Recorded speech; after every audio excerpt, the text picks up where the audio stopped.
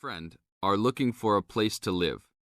You have a list of places and go to see a rental agent to check on a number of points. Listen to the conversation between your friend and the rental agent and complete the list. First, you have some time to look at questions 1 to 7.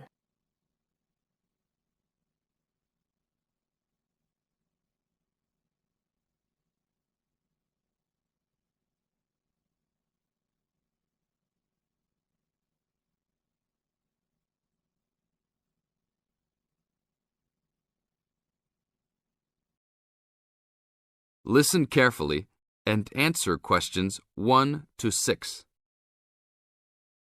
Hi, we've been looking over your listing of apartments for rent and we have a few questions about a couple of the apartments. Can you help us? Sure. Yep, this is our most recent listing. What would you like to know? Well, we were first wondering about the house on 3rd Street.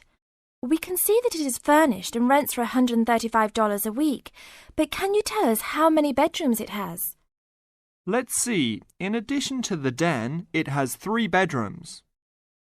What about the one on Route 9N? It looks like it's big with a library and a deck, but it doesn't say how much it costs or anything else about it. Oh yes, Mrs. Gaylor's apartment. That one is actually only a 10-month rental and it is going for $156 per week. It's quite a nice place. She only rents for 10 months each year because of horse racing season. Then her relatives all come to stay, so tenants have to move out. It's a little bit inconvenient, but past tenants have really enjoyed their stay there. Oh, well, we need it for a full year. I guess that one is out. How about the rental on Browen Drive? How many rooms does that one have? As it says on the list, it has 2 bedrooms and a private kitchen and bath. But it's actually a very small place. That's why it's a bit cheaper. Oh. Well then, what about the one that has 3 large rooms? Who is renting that property? That one is a good deal. Mr. John Smith is renting it. But he's quite eccentric and he has a strict rule about no pets. How about cats? Nope, absolutely no pets. Well then, how about this studio apartment rented by Mr. Bo Jensen? How is that one? That ad is actually a bit deceptive. The studio apartment is the whole upper floor of an older house. It's actually very large and, at $45 a week, quite affordable. And it's near campus. I think I'd like to check that one out. Do you have a telephone number that we can call? It's not on the list? Oh, it isn't. Here it is. You should ring area code 518 and then 543-7790. Thanks. I think I'll call on that one first. Your friend decides that he would like to talk to Mr. Bo Jensen. Before you hear the rest of the talk, you have some time to look at questions 8 to 10.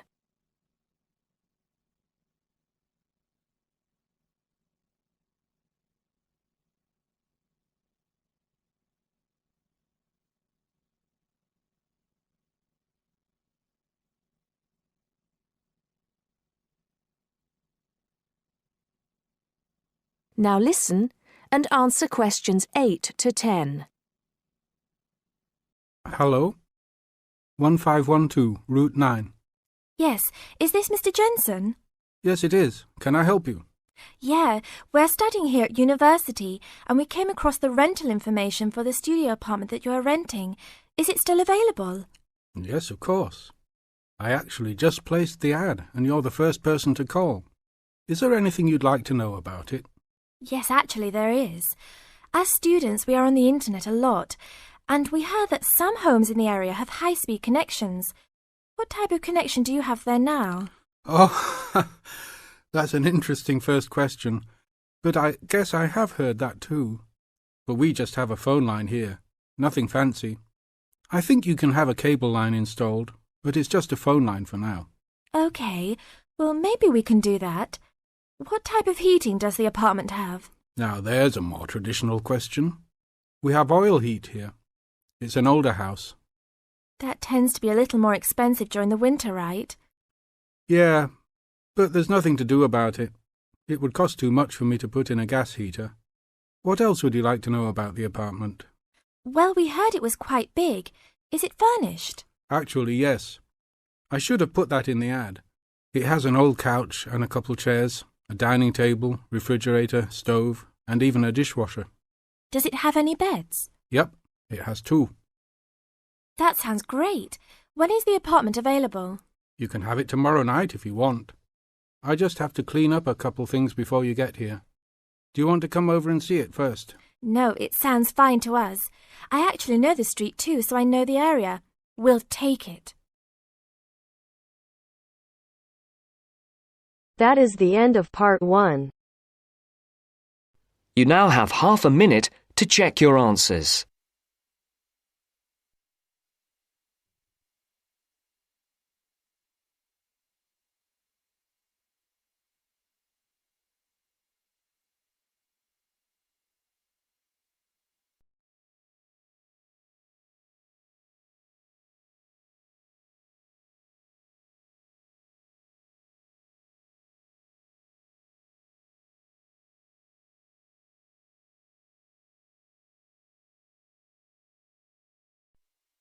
Now turns to part 2.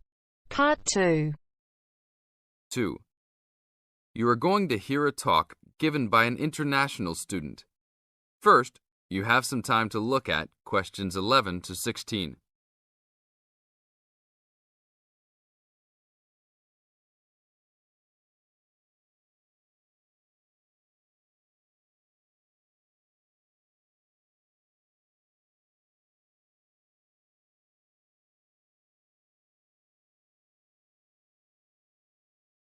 Now listen to the tape and answer the questions. As an international student coming from Sierra Leone, it gives me great honor to give these opening remarks and welcome you all to Ashesi University, where excellence is the code. I believe I speak on behalf of my fellow colleagues when I say we feel that we are the most fortunate and privileged university students in Ghana.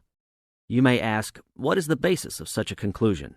And I will simply say to you, in which other tertiary institution in Ghana do you find the same level of IT infrastructure and facilities available to students? Where also do you find such a low ratio of students to lecturers and computers?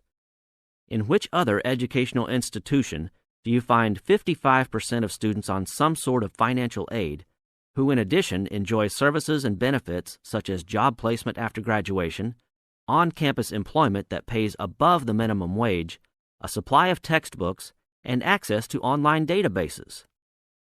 Ladies and gentlemen, there is no other institution of higher education in Ghana today that matches the learning environment and the quality of instruction at Ashesi. I could continue listing reasons why we students feel this way, but I only have 5 minutes for this speech. Believe me, I could go on for hours. At Ashesi, everyone is considered a leader and is treated special. Ashesi equips us with the necessary determination, strength, and belief in ourselves to be able to achieve our goals. We are being taught to think outside the box and to question and challenge our assumptions about the world we live in. This, ladies and gentlemen, is one of the benefits of a liberal arts education, which seeks to broaden our intellectual capacity.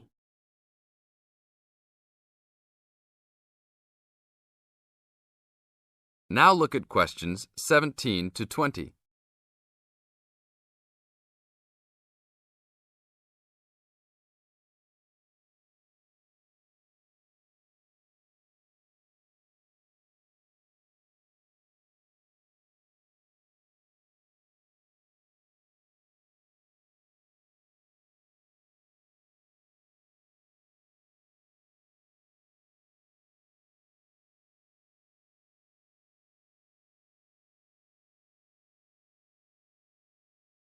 As the talk continues, answer questions 17 to 20.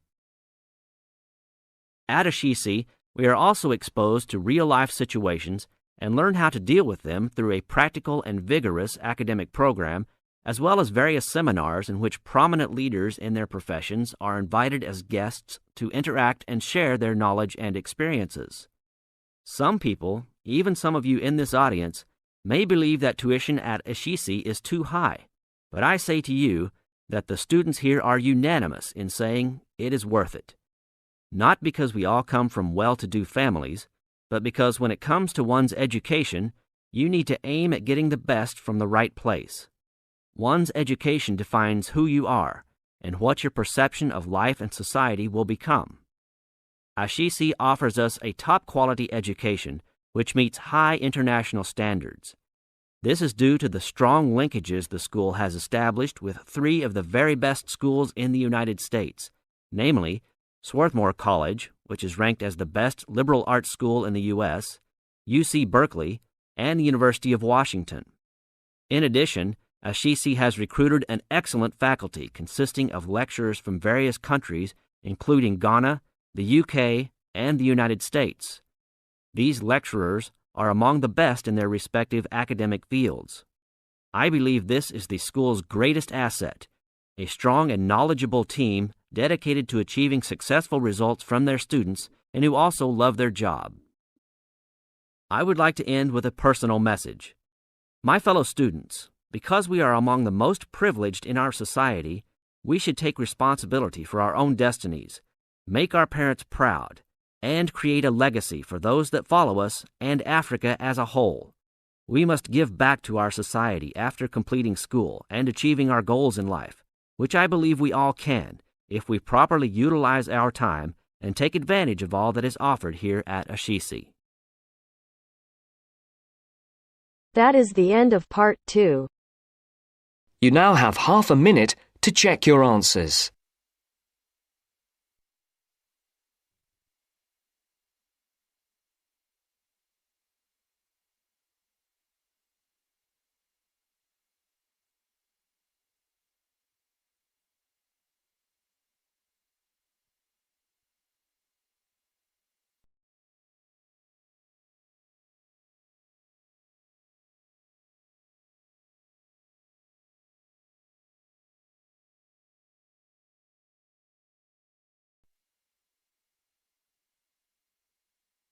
Now turns to part 3. Part 3.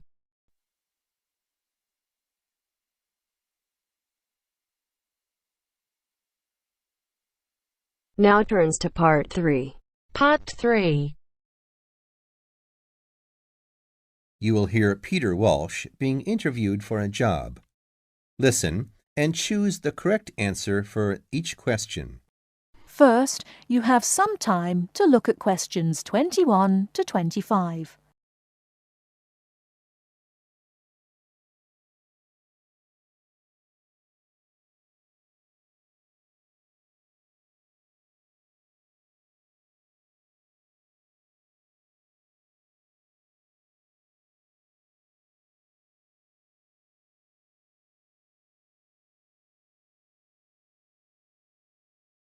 Now listen carefully and answer questions 21 to 25.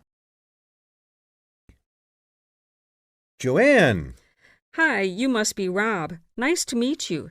So, I hear you're planning to visit Australia.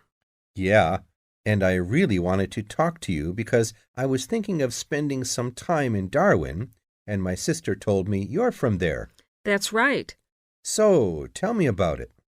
Well, where shall I start? Well, Darwin's in what they call the top end, because it's right up at the northern end of Australia, and it's quite different from the rest of Australia in terms of cultural influences. In fact, it's nearer to Jakarta in Indonesia than it is to Sydney, so you get a very strong Asian influence there. That means we get lots of tourists.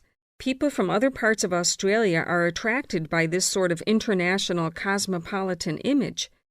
And as well as that, we've got the same laid-back atmosphere you get all over Australia. Probably more so, if anything, because of the climate. But what a lot of the tourists don't realize until they get there is that the city's also got a very young population. The average age is just 29, and this makes the whole place very buzzy. Some people think that there might not be that much going on as far as art, music, dancing, and so on are concerned because it's so remote. I mean, we don't really get things like theater and opera in the same way as cities down in the south, like Sydney, for example, because of the transport expenses. But in fact, what happens is that we just do it ourselves. Lots of people play music, classical as well as pop, and there are things like artist groups and writers groups and dance classes. Everyone does something. We don't just sit and watch other people. You said it's very international. Yeah, they say there are over 70 different nationalities in Darwin. For instance, there's been a Chinese population there for over 100 years. We've even got a Chinese temple. It was built way back in 1887, but when a very bad storm, a cyclone in fact, hit Darwin in the 1970s, it was almost completely destroyed. The only parts of the temple that survived were part of the altars and the stone lions, but after the storm, they reconstructed it using modern materials. It's still used as a religious center today, but it's open to tourists too, and it's definitely worth going to see it. Oh, and as far as getting around goes, you'll see the places that advertise bicycles for hire, but I wouldn't recommend it. A lot of the year, it's just so hot and humid. Some tourists think it'll be fine because there's not much in the way of hills and the traffic's quite light compared with some places, but believe me, you're better off with public transport. It's fine and not expensive. Or you can hire a car, but it's not really worth it. What's the swimming like? Well, there are some good beaches, but the trouble is that there's this nasty creature called the box jellyfish, and if it stings you, you're in bad trouble. So you have to be very careful most of the year, especially in the winter months. You can wear a lycra suit to cover your arms and legs, but I wouldn't like to risk it even so, personally. And there are the saltwater crocodiles, too. I mean, I don't want to put you off. There are protected swimming areas netted off where you'll be safe from jellyfish and crocs, or there are the public swimming pools. They're fine, of course. Before you hear the rest of the talk, you have some time to look at questions 26 to 30.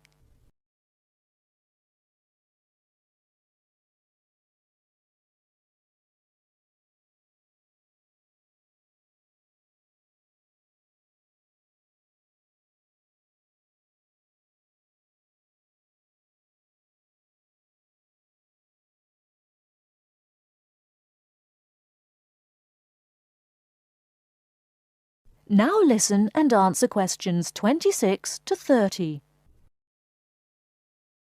And answer the questions. Please sit down, Mr. Walsh. My name's Jane Swain, and I'm the personnel manager. Hello, how do you do? Now, this is just a short preliminary interview. I'd like to chat about your present job and what you've done up till now. Yes, of course. Well, could you tell me how long you've had your present position in Weston's? It is Weston's, isn't it? Yes, that's right. I am not sure. Let's see. I left university in 2005. Is that right? Yes, 2005. Then I was unemployed for about 3 months. And then I traveled round America for a few months. So, yes, it must be about 3 years now, in fact. Yes. And have you any particular reason for wanting to change jobs? I mean, why do you want to move? Well, I actually like my present job and still find it interesting and stimulating. The salary's okay, so it's nothing to do with money, though you can always do with more. I suppose the thing is that I'm really very ambitious and keen to get promoted, so that's the real reason. You say you like your job. Can you tell me what aspect you like most? Oh, my dear, that's difficult. There are so many things. The other people are great. There's a good cooperative atmosphere. I mean, among the staff, and compared to other companies, the conditions are great. I mean, the office itself and the working conditions. And then there's the fact that they give me lots of room for initiative and let me make decisions. You know, That's what I really like most about the job. Yes, well, we're looking for someone like that. You know, someone who isn't a clock watcher and who isn't too concerned about working fairly long hours. Oh, I don't mind that. I'm used to it. And what about your education? You went to Manchester University, didn't you? Yes. After leaving school, I started a diploma course in design, but I decided to give it up and did an arts degree at university instead. Good. And have you done any courses since?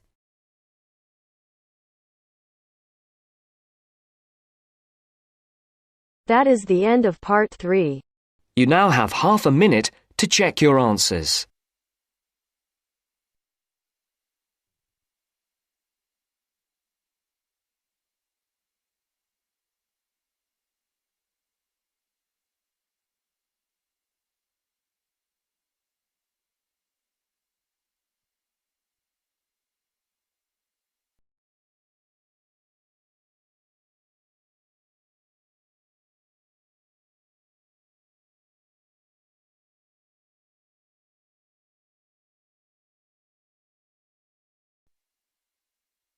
Now turns to part 4. Part 4. You are going to hear a lecturer giving a talk on a type of fundraising for business called crowdfunding. First, you have some time to look at questions 31 to 40.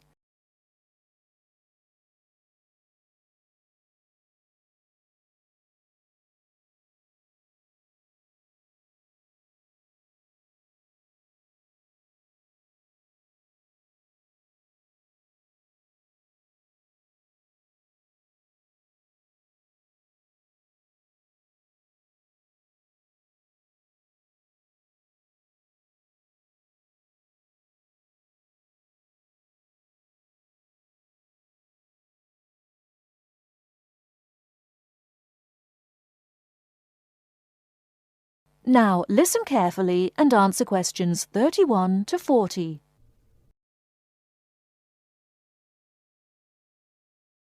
Good morning, everyone. Today we're continuing our look at funding opportunities for small startup businesses. The emergence of social media has given companies the ability to connect with fans and potential customers directly. On the back of the growth in social media, a model of raising finance has emerged known as crowdfunding. This revolutionary way of raising finance began with micro-lending in the 90s. More recently, an equity-based model has emerged that allows people to invest directly in a new company. We're going to examine this in more detail later, but let's turn first to a third model, which I'll term a fan-based model. With this model of crowdfunding, individuals are encouraged to give an amount of money to support the launch of a project or initiative without the promise of any financial return.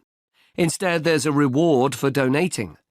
This contrasts with the micro-lending model, which would require a return on investment, and the equity-based scheme, which may offer shares.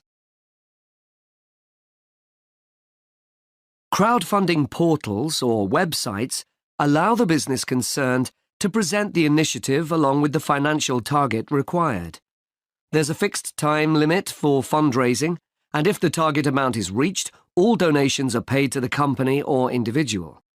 Whether it's an author planning to write a new book, an independent film company looking to make a new film, or a technology company with an idea for an app, the person or company needing funding would turn to its fan base for support. This is managed through one of the many crowdfunding online portals that have emerged. Of course, a fan or supporter of a particular initiative is likely to give money anyway. But donation-based crowdfunding will often make donating even more attractive by offering a rewards-based incentive scheme. Let's take a film company, for example, that needs funding for a new film. For a small set donation, the donor might be offered a free ticket to the premiere or a DVD of the film.